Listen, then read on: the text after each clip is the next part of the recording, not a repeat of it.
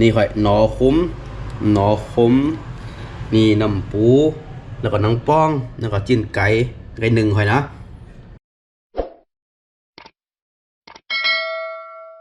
มาแล้วโคไตรายการพักใต้มีตั้งกินจุอย่างฝากพี่น้องกดไลค์กดแชร์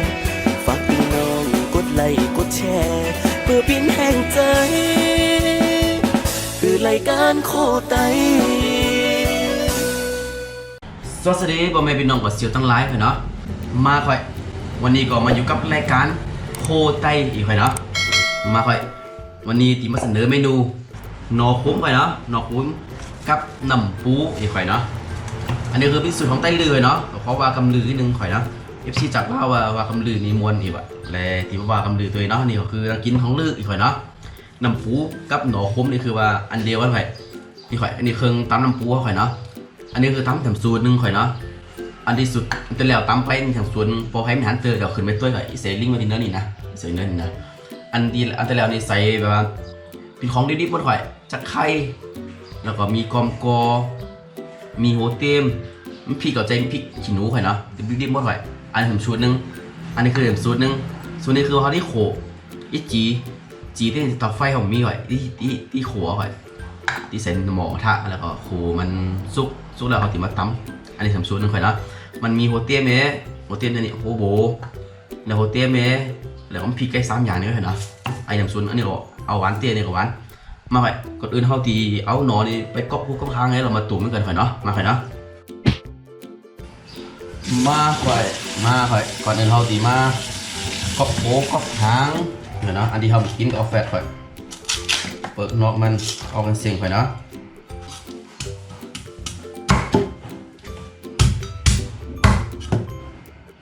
นี่ข่อยมันก็เหลือประมาณนี้ข่อยเนาะแล้วเขาที่พาเนี่ยประมาณนี้ข่อยนี่ไม่ข่อยหอยตุ่มมันนี่นะเพราะว่าที่ตอนนี้เขากินได้ข่อยนี่แข็งให้แล้วก็ตั้งห้างกินได้เขาก็เอากันเสียงข่อยเนาะ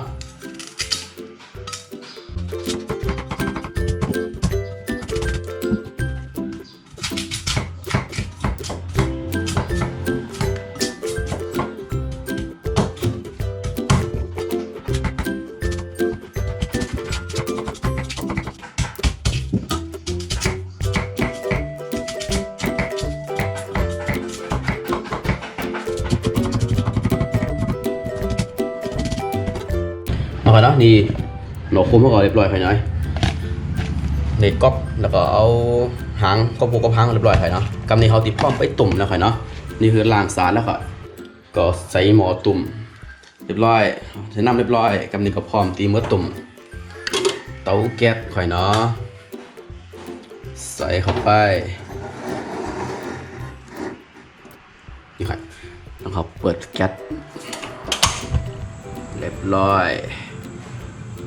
กำนี้ลบไปให้เนาะเอาลบไปให้มันสุกอีกให้เนาะแล้วก็ค่อยใส่ไข่ตุ่ม2หัวไข่ตุ่มกับน้ำปูก็โลตึงว่าจังว่ากำสังอ่ะ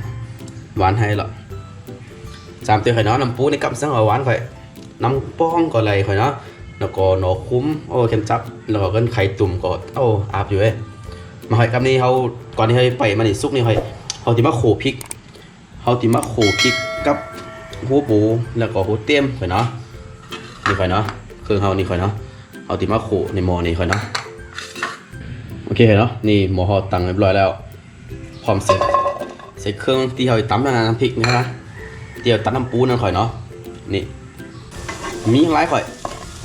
ก็มีพริกแล้วก็มีหัวโบแล้วก็มีหัวเตี้ยมก็ข่อยเนาะเครื่องตำน้ำปูข่อยเนาะสูตรนี้คือมีหม่อยก็ข่อยเนาะตำหนิเอาหอยโขมันพอซุปไฟประไหมยอดเดี๋ยวเขาจะมาตำน้ำพริกเค็มๆไปเนาะนี่หน่อคุ้มเฮาตุ่มเริ่มโพดเริ่มฮ้อนนี่ไปเนาะก่อนเฮาก็โขนี่ไปก่อนพัดโขเต็ม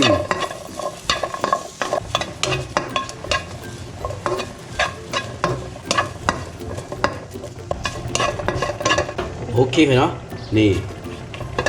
โขเต็มพริกเฮาโขก็ซุปเป็นตีเรียบร้อยค่ะเนาะนี่ค่ะพร้อมติดตามด้วยค่ะเนาะนี่หนอกคุ้มเฮากับตุ่มไว้เดี๋ยวซุปดีด้วยค่ะเนาะมาไปคำนี้เฮาตีมา มาตำน้ำพริกน้ำปูแล้วค่อยนะนี่ค่อยนะพร้อมใส่เข้าไปในโคกค่อยนะนี่โอเคเรียบร้อยค่อยนะตอนนี้ก็พร้อมติดตำค่อยนะนี่ค่อยน้ำปูของเขาค่อยนะแล้วก็ใส่เกลือเข้าไปค่อยเนี่ยเกลือจอนหน่อยหนึ่งปอกาใส่หนึ่งนี่แล้วก็ขาดได้หอยน้ำปลาผงชูรสนี่วะผงชูรสนี่วะพริกนี่ใส่หลายๆมันที่ไหนว่าเข้มข้นเขาปีอิดนึงก่อนมาเจ้าเราค่อยเนาะกันให้มาตำโหเตรียมตำเพิงพริกนี่คือบานเล็กๆกันเนาะเพราะว่าเด็กแล้วเองก็เขาไปมาใส่น้ำปูทีหลัง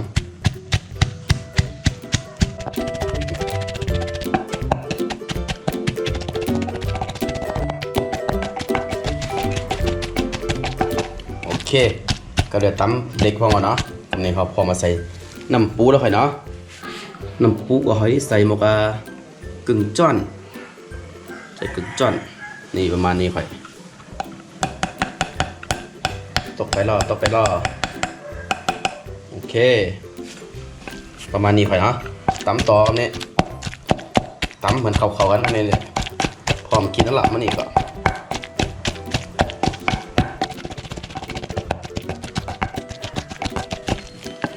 โอเคเขาดีแล้วค่อยคำนี้เขาเอาข้าวเหนียวมาปีกินด้วยค่อยเนาะเขาจะเอาข้าวเหนียวปีกินด้วยก็จับจิ้มด้วยค่อยเนาะนี่น้ำปู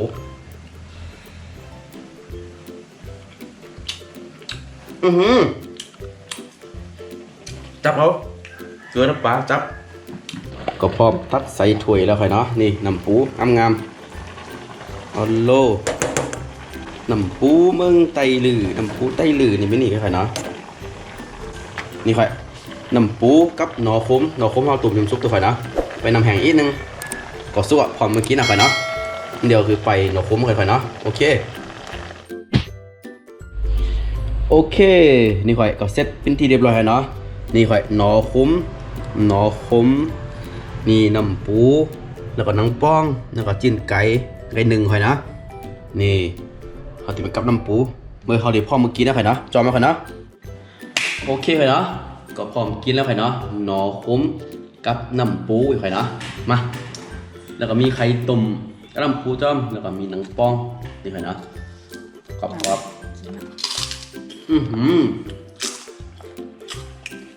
กินไก่หนึ่ง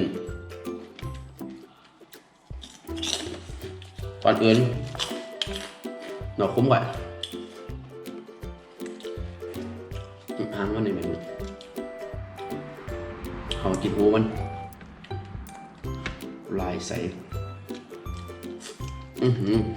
อร่อยคุ้มอร่อยเดี๋ยวคือยำมันเข่งมันไปเข่งหนอกคุ้มพูดแบบตกแล้วเลยคุ้มเดี๋ยวกูปองถึงเข่งวันนี้คือว่ามันคุ้มอ่ะหวานไปไอ้ลองทำว่าคุ้มสุดยอดอันนี้พอหนูคุ้มเตะพี่น้องคุ้มเดี๋ยวอร่อย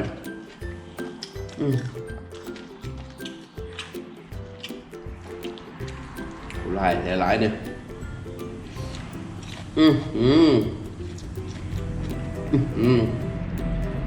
ขจม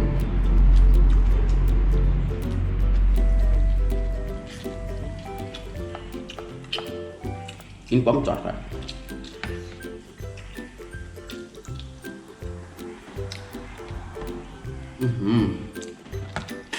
ไข่ตุ่มกับน้ำปูจำเดียวกันอร่อย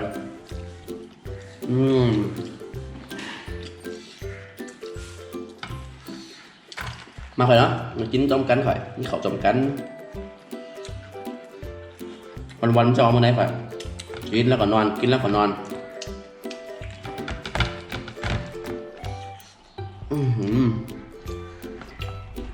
สุดยอด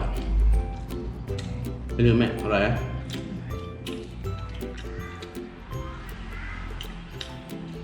ลองวางอร่อยด้วยนะเปิดแฟลชเสียง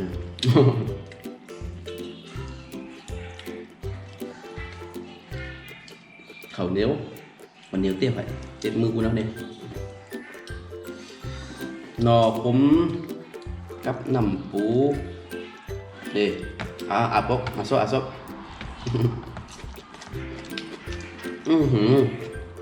คุ้ม สุดยอดเห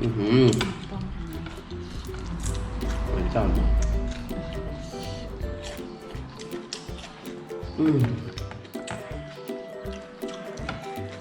สุดยอด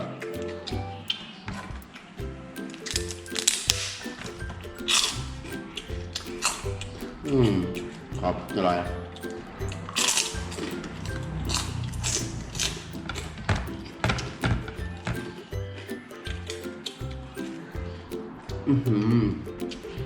ไข่ต้ม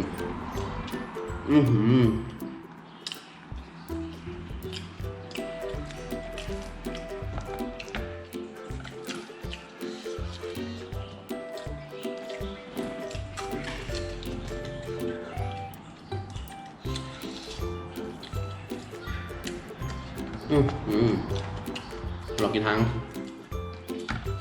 ข้าวเหนียวปี๊เขาเลย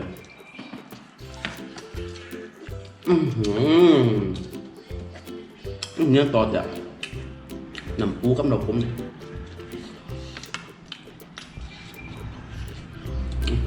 สุดยอดนี่ไข่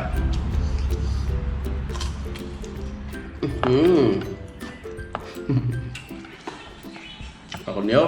กินมือ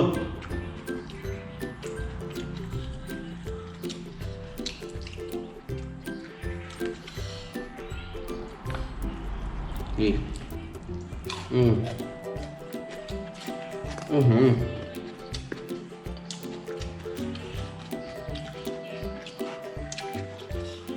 สุดยอด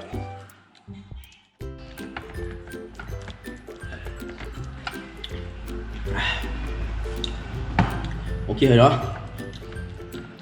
อิ่มเป็นตีเรียบร้อยไปสุดยอดเตะผมขอบผมโดนหลายใจเตะคลิปนี้ก็ที่มีกันนี้ก็แค่เนาะพอชอบดีก็ฝากพี่น้องเขากดไลค์กดแชร์กดติดตามอยู่ในการโคตรไตเขาเลยหลายๆหน่อยเนาะเพราะว่าปิ้นแห้งใจข่อยเขาเห็นออกมาเรื่อยๆใครเห็นคลิปยังนี่ก็คอมเมนต์ใต้ YouTube หน่อยเนาะช่วงนี้ก็โควิดระบาดก็จวนอยู่เขาอยู่เพื่อนไว้หน่อยเนาะโอเคคลิปนี้ก่อนมีกันนี้หน่อยเนาะ